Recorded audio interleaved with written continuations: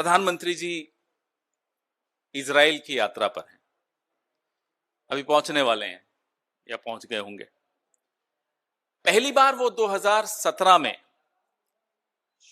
वहां गए थे या भेजे गए थे या भिजवाए गए थे, वो हम आपको अभी थोड़ी देर में बताएंगे। लेकिन जिस माहौल में इजराइल का ये दौरा हो रहा है, उस माहौल को भी समझना जरूरी है। जो हमारा एक बहुत पुराना साथी है ईरान, उस पर अमेरिका हमला बोलने की काफी खबरें आ रही हैं कि कभी भी हो सकता है। इस माहौल में प्रधानमंत्री जी इजराइल गए हैं।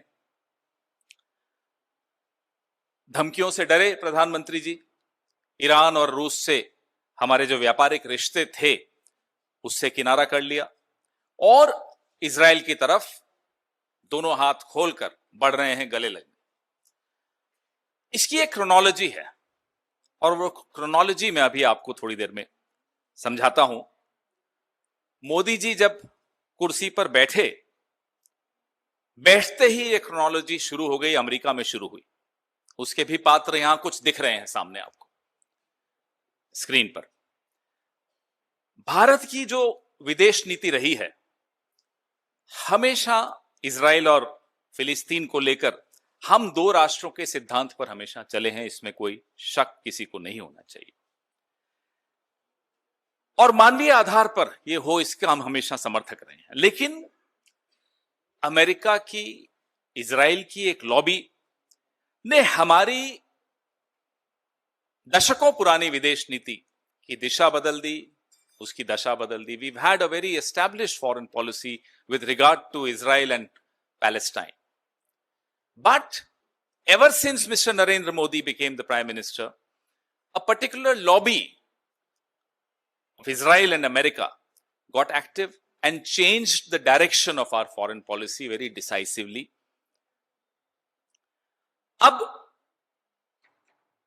जो फाइल्स हैं एप्स्टीन साहब की, एप्स्टीन को साहब बोलना जरूरी है इस देश में, नाराज हो जाएंगे मोदी जी, इसलिए मैं एप्स्टीन साहब बोलूंगा, आपको बुरा लगे तो माफी। तो एप्स्टीन साहब की जो फाइल्स हैं, उन फाइल्स ने पूरी की पूरी क्रोनोलॉजी समझा दी। पूरी की पूरी क्रोनोलॉजी आपको यहां समझ में आएगी। और इसमें अकेले पूरी नहीं है, इसमें अनिल अंबानी भी हैं। आज एक और कैरेक्टर, एक और पात्र का इसमें आज एंट्री होती। अब जेफरी एप्स्टीन मेरे लिए, आपके लिए, किसी भी सामान्य व्यक्ति के लिए एक नामी यौन अपराधी है, एक बलात्कारी है, एक पापी है। लेकिन हमारी मोदी सरकार के लिए, हमारी मोदी सरकार की विदेश नीति के लिए, मोदी सरकार की रक्षा नीति के लिए एप्स्टीन एक नायक है। हमारे लिए खलनायक है, मोदी सरकार के लिए वो नायक है। आप कहेंगे कि भाई वो तो मर चुका है, आप उसको है क्यों बोल रहे हैं, था क्यों नहीं बोल रहे। You may get this doubt that Epstein is dead. Why am I talking about him in present tense?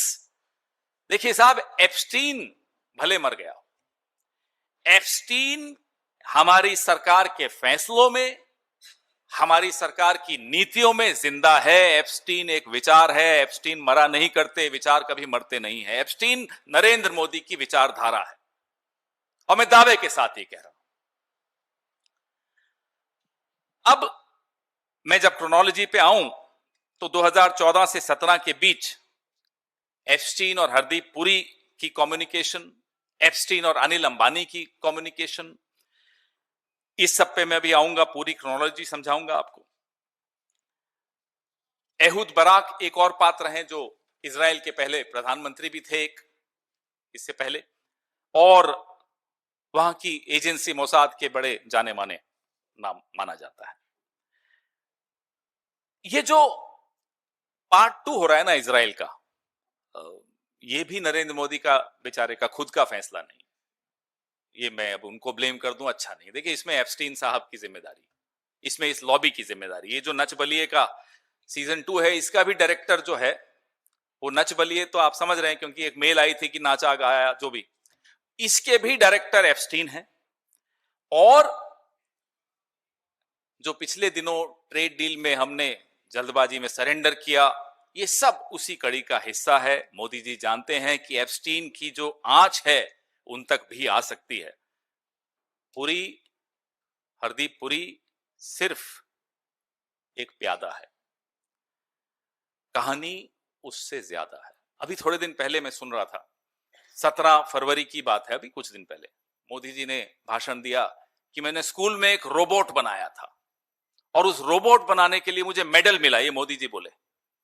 Modi ji, यही बात डोनाल्ड ट्रंप, यही बात नेतन्याहू, यही बात एप्स्टीन आपके लिए कहते हैं कि उन्होंने एक रोबोट बनाया था। वो रोबोट भारत का प्रधानमंत्री है, उसका नाम नरेंद्र मोदी है। अब मैं आपको क्रोनोलॉजी पे लाता हूं। अब 4 जनवरी 2017, बहुत ध्यान से सुनिएगा, लंबी प्रेस कॉन्फ्रेंस है, पहले ही चेतावनी दे रहा हूं। 4 जनवरी 2017 को हमारे प्रिय हरदीप सिंह पुरी लिखते हैं जेफरी एप्स्टीन को कि मुझे आपसे मिलना है। तारीख 4 जनवरी 2017। फिर आपस में आदान प्रदान होता है मेल्स का और 6 जनवरी की मीटिंग तय हो जाती है। 6 जनवरी 2017।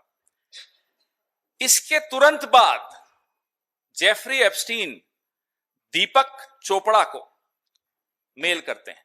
वो गुरु है, सुना मैंने कोई दीपक चोपड़ा, विश्व गुरु तो यहां है, एक गुरु वहां भी है, कि ये अंबानी के बारे में मुझे कुछ बताइए, अनिल अंबानी के बारे में कुछ बताइए। अनिल अंबानी से दोस्ती की फिराक में जेफरी एप्स्टीन हरदीप पुरी से इस मीटिंग के बाद जांच पड़ताल शुरू कर देते हैं, खोजबीन शुरू कर देते हैं कि अनिल अंबानी से कैसे मिलें। बड़ी महत्वपूर्ण बात है ये। और 21 फरवरी 2017 को फिर अनिल अंबानी और जेफरी एप्स्टीन की मुलाकात होती। शुरू कहां से हुआ? हरदीप पुरी इनसे मिले एप्स्टीन से 6 जनवरी को। आप खुद समझ जाइए कि क्या सलाह दी होगी, आप खुद समझ जाइए कि क्या संदेश दिया होगा, आप खुद समझ जाइए कि किसकी तरफ से वो संदेश दिया होगा।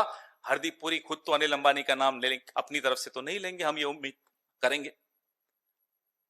तो किसी का संदेश था जो हरदीप पुरी ने एप्स्टीन को 6 जनवरी 2017 को दिया। उसके तुरंत बाद जेफरी एप्स्टीन अनिल अंबानी को ढूंढने निकल पड़े, दीपक चोपड़ा की मदद ली, और भी लोगों की मदद ली होगी।